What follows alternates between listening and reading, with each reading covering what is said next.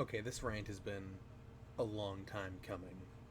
I've been thinking about doing something like this for quite some time, but it wasn't until I watched ProJared's console ranking tier list video today that I decided, fuck it, let's do it. Let's just do it. If you haven't seen it, then I would say that most of the video is pretty fine, but a couple of things I disagree about. Whatever. But the big thing is that he put the PlayStation Vita. I'm sorry, it's hard to show it off because the camera's mirrored. Put the PlayStation Vita in the bottom of D tier, which, for anyone who's ever owned one of these things, sounds positively ludicrous. The mirrored camera is really getting to me. This is my favorite handheld, pretty much ever. This is my 1000 unit. I got it very soon after launch. I got in like June of 2012. I walked into the GameStop with like $700 worth of graduation money because I'd graduated like that week, and I was like, give me a PlayStation Vita and 6 or 7 of the finest games. And I have loved this device ever since. Mine is hacked now. I've got homebrew and stuff on there, which I'll talk about. But and I feel like overall the Vita has garnered more affection over the years. It's garnered a cult following similar to the Dreamcast, which ProJared acknowledged the cult following of the Dreamcast, but not of this thing, and I'm about to explain.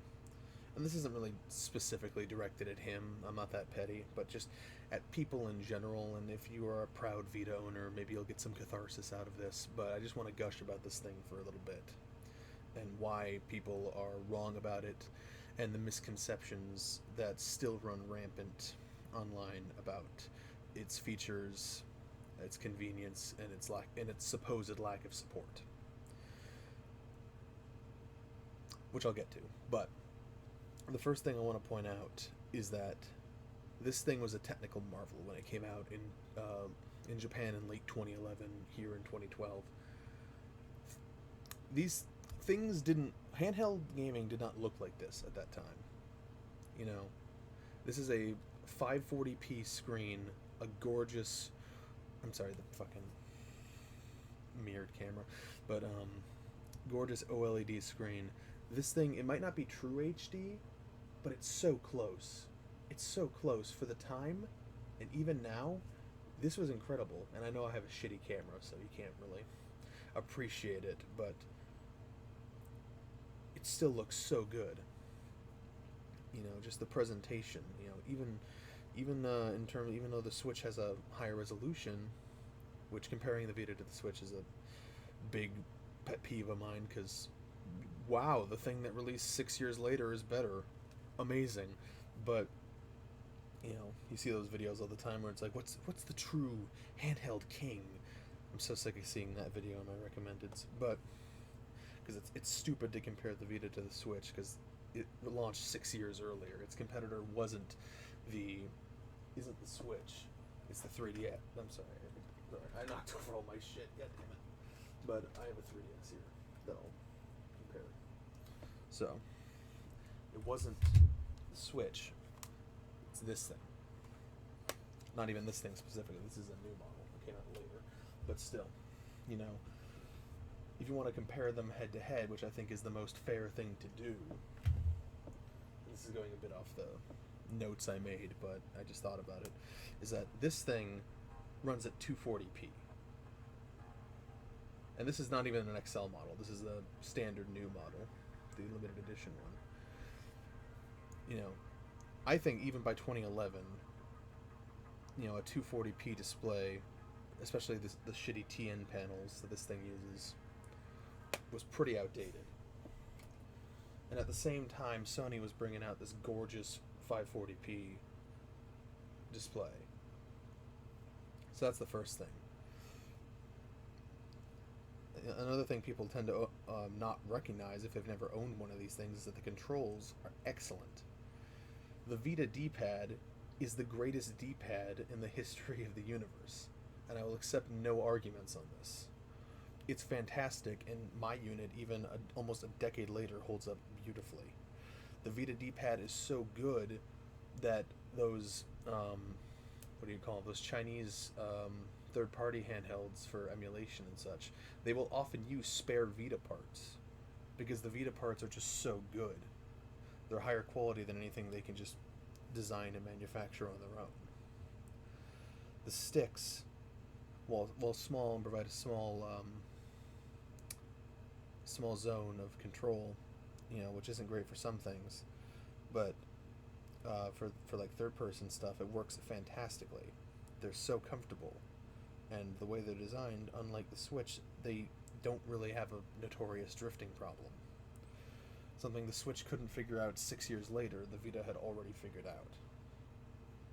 Now, I'm not saying that these are perfect for all uses. I personally don't love playing shooters on this, or first-person shooters on this, because I find it a little unwieldy with how small the area of control is. But people have done it. It's something you can get used to if you like.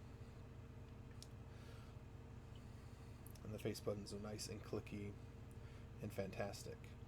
And if you get a grip like this one, there are others like it, but this one is mine. It's one of the most comfortable handheld experiences you will ever have. But none of that means anything if it didn't get games, and that's something people like to bring up a lot, is the lack of support. And I would like to clarify that the lack of support is mostly from Sony themselves. The early support, though, was pretty good, but it dropped off quickly when it wasn't the huge success they wanted it to be. I'm not going to debate that, but the part of the story that doesn't get circulated as much is the fact that it was supported greatly by third parties. It was supported greatly by NIS, by Koei Tecmo, by Axis, all those companies. Even Ubisoft early on supported this a lot. You can play a lot of Ubisoft games like Rayman Origins and Legends and Child of Light. All 3 Assassin's Creed Chronicles games are on here. They made Liberation for this thing, which isn't amazing, but it is a pretty good game, I will admit. And it's like, could they have done more? Yeah, but what they did was pretty good, all things considered. They supported this thing a lot in the early years. And there were companies still supporting this thing a lot, even in its later years. This thing, the Vita, is an amazing handheld for indie games. And in particular, when you compare it against the 3DS, it's not even a contest, the sheer quantity of great independent games of the era that are on here that are not on 3DS. Just going through my own, what I have installed right now, Valhalla, Fez. I don't think Shantae Half Genie Hero was on 3DS, although the 3DS did get Pirate's Curse. But I like Half Genie Hero better. Hot take.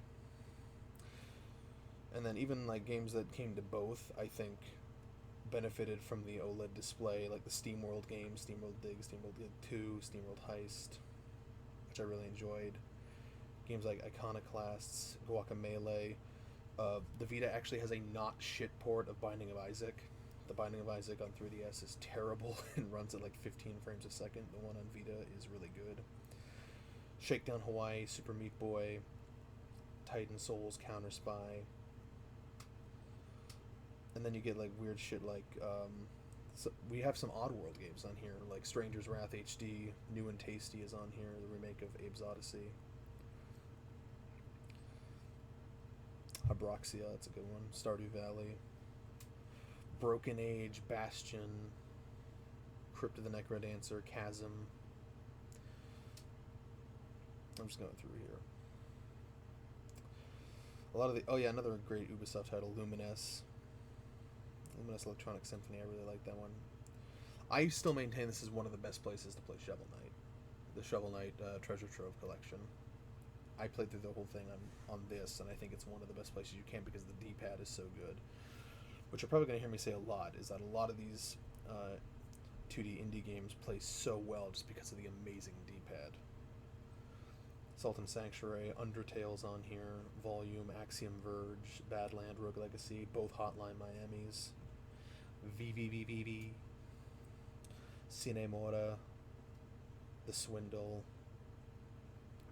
and then like there's some Square stuff on here that's good. Like, I actually like the Go games. Only 2 of them are on here, Lara Croft Go and Hitman Go, but they're really good time wasters. The Stealth Inc. games. Thomas Was Alone. Like, there's a lot of great stuff, indie games on this. I'm just getting lost in the Super Time Force Ultra, Nuclear Throne, Velocity 2X. Like, there's just so many quality indie game ports came to the system. And another thing the Vita was really good for is enhanced PS2 ports. Now, not all of them are great. Everyone knows how botched the Jack and Daxter collection is. But then you get stuff like Odin Sphere Leithrashir, Persona 4 Golden. The God of War and Ratchet and Clank collections are pretty good, especially if you hack it and overclock them. The Sly Cooper collection is amazing. What was the other one? The Metal Gear Solid collection is amazing on here. Like, you can play. It's nowhere near comprehensive or anything, but you can play a good selection of PlayStation 2 games on this thing. You can't do anything near that on the 3DS. And this isn't like an anti-3DS video. The system has its own strengths, but I'm just here to argue in favor of what the Vita has. And you might argue that, you can play those things on other platforms. And like, yeah, you can, but I like playing them on this. It's a really good way to play them. And that was kind of the initial conceit of the Vita, was uncompromised console experiences on the go. Now, in terms of, making a million Uncharted's or whatever, they didn't quite achieve that.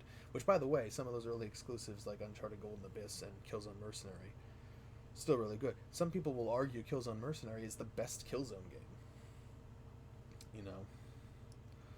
So some of that early stuff is still really good. They didn't continue it for long, but when they did, it was really good, along with the ports of the PS2 collections that we did get.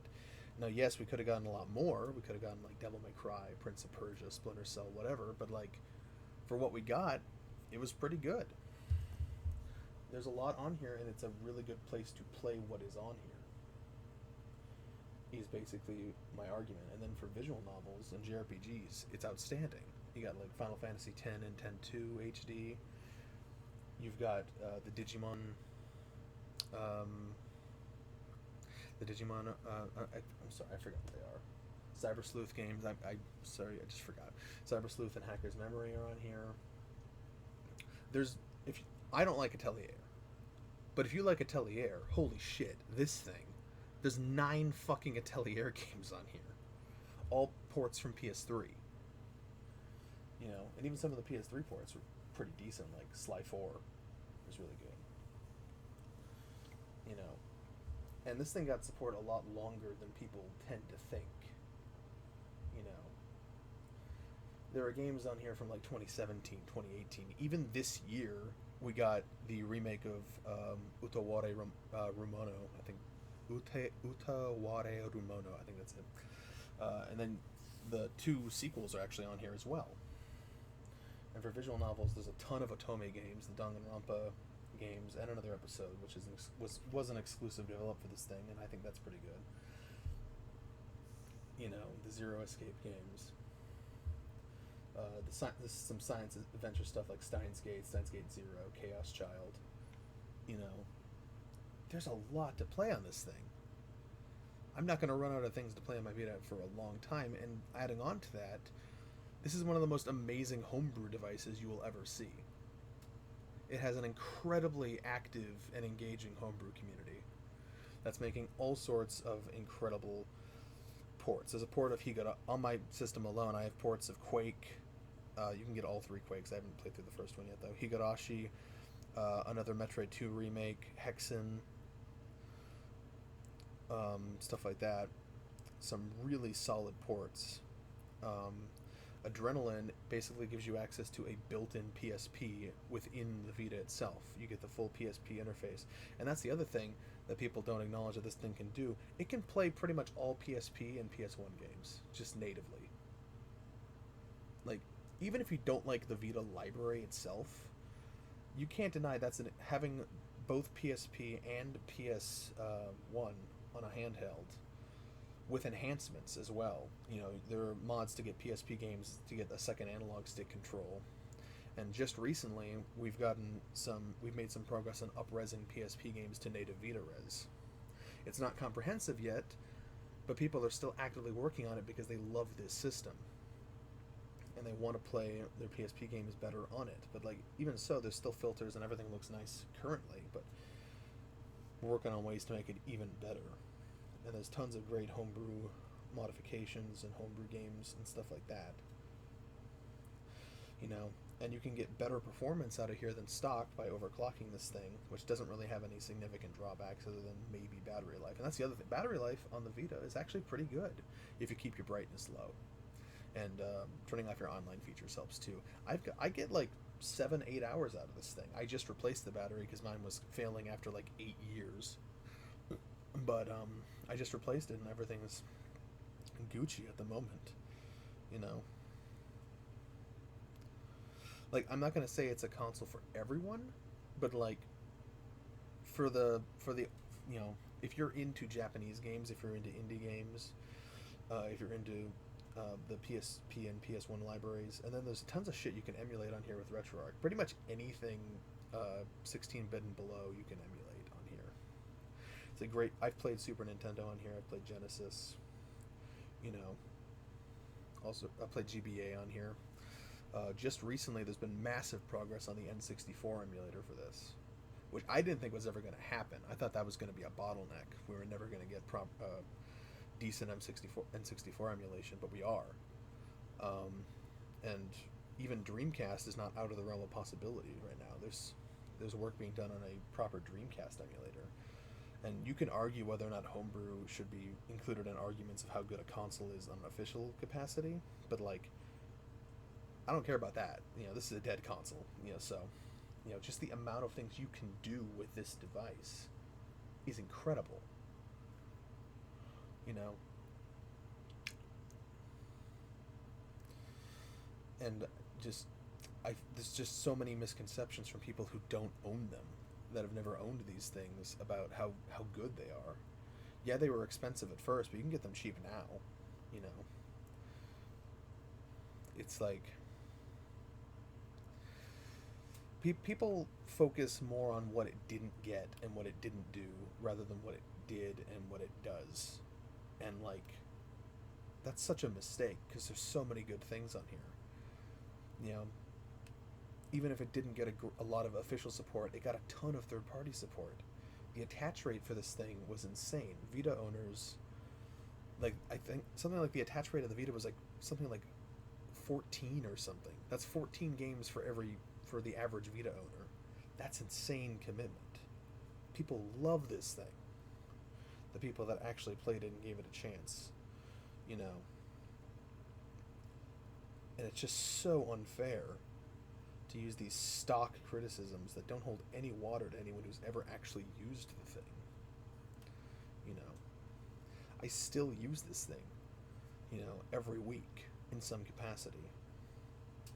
There's so many games I haven't gone to yet, and yes, I can play the vast majority of them in other places, but like, this is where I want to play them, and I can play them here. You know, I think. Now, I love console exclusives. They're really good at establishing the identity of a system, and I guess if you want to get technical in that regard, the Vita doesn't have a rock-solid identity, because it does, at this point especially, lack in true exclusives. But there's so much there, you know, and, you know, just... And for a long time, it was the only place you could play a lot of these things portably. Now, a number of these have also come to Switch now, but I would still argue they're kind of better here on a system that's more compact, has a better D-pad, even if you get, you know, the Switch default, the Joy-Con default D-pad is ass.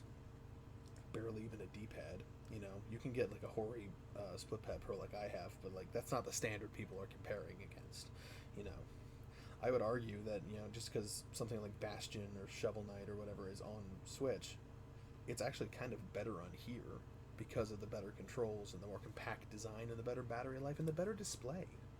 And I love playing games on my Switch, but like, the Vita was something special. In a lot of ways, I think it's kind of the last true handheld. In a lot of ways, not I guess to be fair, I did hold my sister's Switch Lite once, and that's pretty close. But you know, I don't know, man. I just wanted to rant. I just wanted to rant because like it's bottom of D tier, so unfair. You know, I'm not gonna claim this thing is an S, but like, you know, at least a B. You know, it's such a good handheld. If you just gave it that chance. And honestly, I think unlike a lot of devices, it's gotten better with age. Homebrew has a lot to do with that, but also just the fact that, you know, for a lot of these things, it's still a convenient portable place to play them. You know, where the fuck else are you going to play God of War 2 portably? Please tell me. I'd love to know. You know, you know, and just, you know, for visual novels and JRPGs, it's so comfortable. Even if I'm personally not a huge fan of the JRPG selection on here, that doesn't mean that there aren't a ton of them, you know. And there's stuff I'm forgetting because I wasn't into it, but like it's there. And fighting games, oh my god, the Blaze Blues, the Dengeki Bunko Fighting Climax. There's a port of Marvel vs. Ultimate Marvel vs. Capcom 3 on here, you know. Skullgirls is on here, like fighting games, especially with this D-pad, amazing. I could just go on. I could just go on and on. And this video is probably like a half hour long already. But like, I just wanted to fucking rant, because this is not a bottom of D tier console. This is great. And like, people who've never owned one, they don't know, and they spread these misconceptions, and it just pisses me off. But I think you get the point. In terms of comfort and quality and feature sets and display, it's so good. It's so good. I want to start Oswald's campaign in Lancashire right now, because it looks fucking beautiful on this thing. Could I play it on PS3 or PS4? Yeah, but I want to play it with this D-pad on this screen in my hands that I can shove in my pocket. It's like, you know, I'm just repeating myself. Vita's great. Vita's life. ProJared, let's cancel him for real this time. Fuck off. I'm kidding. Don't harass ProJared. He seems like a nice guy. Vita's life.